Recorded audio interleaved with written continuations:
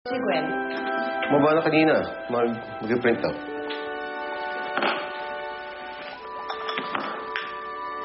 Celine. Anong pakalaman niyan? Privacy yan. Yung... Ayaw mo ako mag-alam. Mahalo kong bata yan. Ayun na nga. Good morning po. Hi. Hi. Good morning, everybody. Morning, Ma. Morning, anak. Hi, Celine. Good morning. Gwen. Mama, Fred. Late na. Dito ang BBS. Anong pasok ngayon? Meron. Pero 10:30 pa po. Oh, wala ba kayo napapansin? Tingnan niyo si Gwen. Araw-araw paganda na paganda. Parang in love. Di ba? Are you?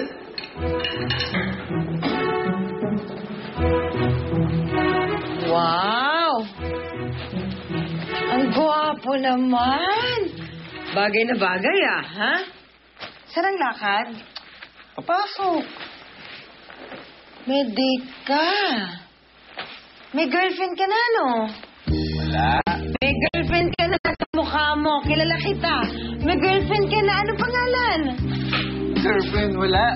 Ano mo nagpapapogi? Anong pangalan? Sino? Ba't di mo sinasabi sa akin? Wala. Wala. Nasa itsura mo. Ang gwapo-gwapo. Blooming. Ano balita kay Gwen? Kay Gwen, tungkol saan? Sila na ba ng Robbie? Ewan. Bakit naman? Wala lang. Natanong ko lang. Ano? Robbie? Wala. Bye! Bye-bye! Love ka eh.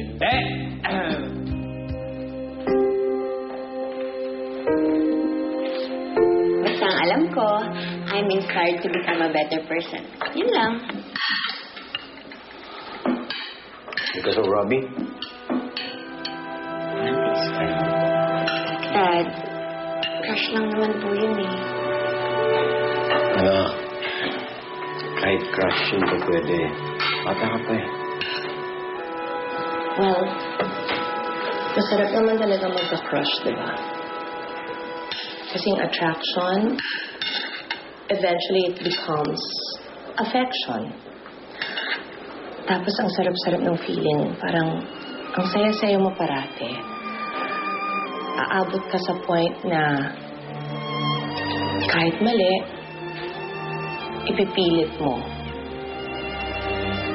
Kaya lang pag totoong nagmamahal ka, ang true love, hindi makasarili. Pipiliin mo pa rin kung ano yung makakabuti sa mga nakapaligid sa iyo. Yung mga taong talagang mahalaga sa iyo. Minsan, isa-sacrifice mo talaga yung feelings mo para mabigyan ng katahimikan lahat ng mga importante sa buhay mo. Sa akin yun ang tunay na pag-ibig.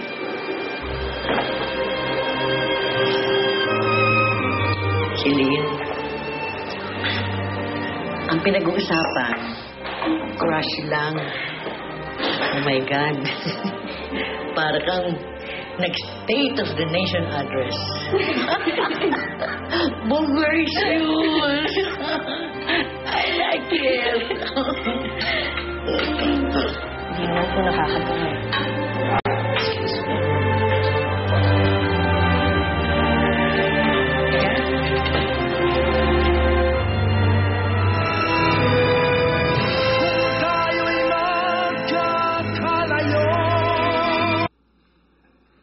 Ba't walang tao?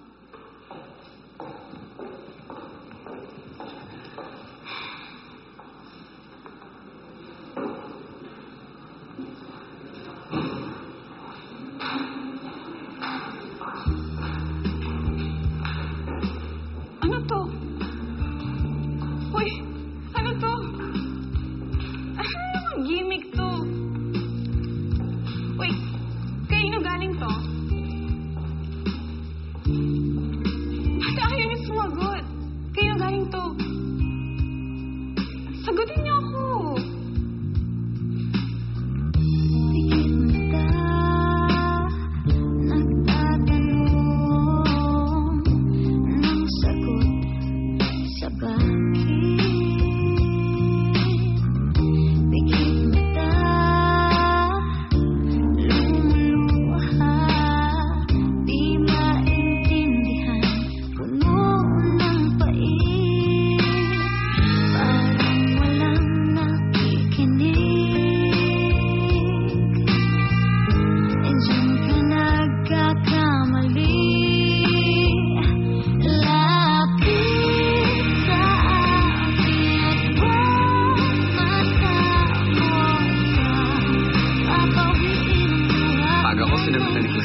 Buong panahon at oras ko, kasa kanya na. Mas true, bring the mom. May temper ang anak ko. Kung kaya mong i-handle yun habang buhay, it's okay with me. But don't say that I didn't warn you. Panahon na to para kumalas tayo sa grupo niya. Hindi tayo pwedeng kumalas.